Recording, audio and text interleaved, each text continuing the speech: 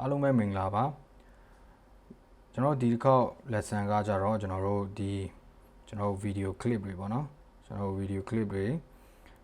ဒီအနောက်မှာကျွန်တော်တို့ sorry ဒါလေးတစ်ချက်လောက်လိုက်မှာဆိုတော့ video clip တွေထပ်ထည့်ဖို့အတွက်ကျွန်တော်တို့ button ကိုနှိပ်လိုက်လို့ရှိရင်ကျွန်တော်တို့ဒီ material တို့ subtitle တို့ video photo တို့ရှိရပါတော့ဆိုအဲ့တဲမှာကျွန်တော် material ကိုပြောပြပါမယ်ဆို material ကိုကျွန်တော်တို့ဘယ်လိုနေရာမှာအသုံးပြုတယ်လဲဆိုတဲ့ဟာကိုကျွန်တော်ပြောပြတော့မှာဖြစ်ပါတယ်ဆိုတော့ကျွန်တော်အခု material ကိုနှိပ်လိုက်မယ်ပေါ့နော်ဆိုတော့အဲ့မှာကျွန်တော်တို့ကအဖြူနဲ့အနက်နဲ့ရှိတယ်လောလောဆယ်ဆိုတော့ကျွန်တော်ကတော့မြင်တာအောင်ကျွန်တော်တို့ဒီအဖြူကိုကျွန်တော်ရွေးလိုက်မယ်ပေါ့နော်Okay ဆိုတော့ဒီ material ကဘယ်လိုဟာမျိုးလဲဆိုတော့သူကလည်း video clip ပါပဲဆိုတော့ကျွန်တော်ဒီ material ကိုကျွန်တော်တို့ဘယ်လိုနေရာမှာအသုံးပြုတယ်လဲဆိုတော့ဥပမာကျွန်တော်တို့ဒီအစကိုပြန်သွားကြည့်အောင်ကျွန်တော်တို့ဒီ edit ကိုလုပ်မယ်ဆိုပြီးတော့ကျွန်တော်တို့ project စာဆောက်လိုက်တဲ့အချိန်မှာကျွန်တော်တို့တခါလဲအစအနေနဲ့လိုမျိုးသုံးတီးကျွန်တော်တို့လာအစနေဒုတိကြီးတလို့လာတတ်တယ်ပေါ့နော်ဆိုတော့ကျွန်တော်ဒီလိုမကြိုက်ဘူးဆိုတော့ကျွန်တော်အရှိမကျွန်တော်နည်းနည်းအချိန်နည်းနည်းလိုချင်တယ်တခါလဲဒီလိုမျိုးတခါလဲဗီဒီယိုတန်းလာတဲ့ဟာမျိုးမဟုတ်ဘူးပေါ့နော်ဆိုတော့အဲ့နေရာမှာကျွန်တော်အချိန်နည်းနည်းထပ်ယူမယ်20စက္ကန့်ဖြစ်ဖြစ်30စက္ကန့်ဖြစ်ဖြစ်5စက္ကန့်ဖြစ်ဖြစ်ပေါ့နော်ဆိုတော့အဲ့လိုနေရာတွေမှာကျွန်တော်တို့ကအဲ့ material ကိုသုံးပါတယ်ဆိုတော့ okay ဒီ material video clip ကိုကြတော့ဆို blank ပေါ့နော်ဆိုတော့ကျွန်တော်တို့အမှဒီ blank ဖြစ်တဲ့ဟာကိုအလွတ်ကိုကျွန်တော်တို့က background အနေနဲ့လည်းသုံးလို့ရတယ်ဒါပေမဲ့ background စစ်တော့မဟုတ်ဘူးပေါ့နော်ဒီက video clip ပဲ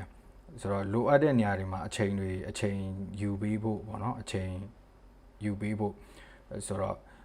အဲ့လိုနေရာတွေမှာသုံးပါတယ်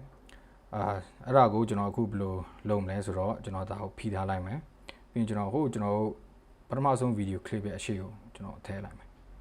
okayဆိုတော့အခုကျွန်တော်တို့ဒီမှာအားလုံးပဲမင်္ဂလာပါ okay ဆိုတော့ရပြီပေါ့နော်ဆိုတော့လောလောဆယ်ကျွန်တော်မြင်တာအောင် video lesson ဖြစ်တဲ့အတွက်မြင်တာအောင်ကျွန်တော်အဖြူကိုသုံးပြထားတာဖြစ်ပါတယ်ဆိုတော့အဲ့မှာကျွန်တော်တို့အနက်ရောင်ဖြစ်လဲသုံးလို့ရတယ်ပေါ့နော်ဆိုတော့အခု default ကကျွန်တော်တို့3စက္ကန့်ဟုတ်တယ်ဆိုတော့ကျွန်တော်တို့အဲ့ဒါကို3စက္ကန့်များတယ်ဆိုလို့ရှိရင်ကျွန်တော်20စက္ကန့်လောက်ထားလိုက်မှာပေါ့နော်ဆိုတော့ကျွန်တော် trim လုပ်လိုက်မယ်ကျွန်တော်ချုပ်လိုက်မယ်ပေါ့နော်20စက္ကန့်လောက်ထားလိုက်မယ် okay ဆိုတော့ okay အားလုံးပဲမင်္ဂလာပါ okay အဲ့လိုမျိုးပေါ့နော်ဆိုတော့ကျွန်တော်တို့ဒီမှာဒီပေါ်မှာစာတွေလည်းရိုက်လို့ရတယ် overlay တွေလည်းထပ်လို့ရတယ်ကျွန်တော်တို့အမျိုးမျိုးလုပ်လို့ရတယ်ပေါ့နော်ဥပမာကျွန်တော် interview ပုံစံမျိုးဆိုလို့ရှိရင်ဒီနေရာတွေမှာကျွန်တော်တို့material တွေဒီ material video clip ကိုထည့်ပြီးတော့ကျွန်တော်တို့ဒီစာတွေရေးမယ်မေးခွန်းတွေမေးမယ်ဒီမှာအဖြေမယ်ပြီးရင်နောက်တစ်ခုကျတော့ဒီလိုမျိုးပဲ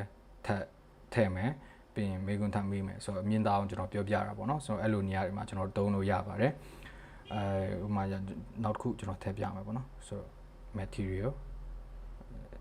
အဖြူပဲကျွန်တော်ယူလိုက်မယ်နော်ပြီးရင်ကျွန်တော်တို့ဒါကိုဒုတိယ video clip ကြားမှာထည့်လိုက်မယ်ဆိုတော့ okay အဲ့လိုမျိုးပေါ့နော်ဆိုတော့အဲ့လိုမျိုးထည့်လို့ရမယ်ပြီးရင်ကျွန်တော်နောက်ဆုံးမှာလဲကျွန်တော်ဒီလို3တီကြီးပြီးနေတယ်ဥပမာ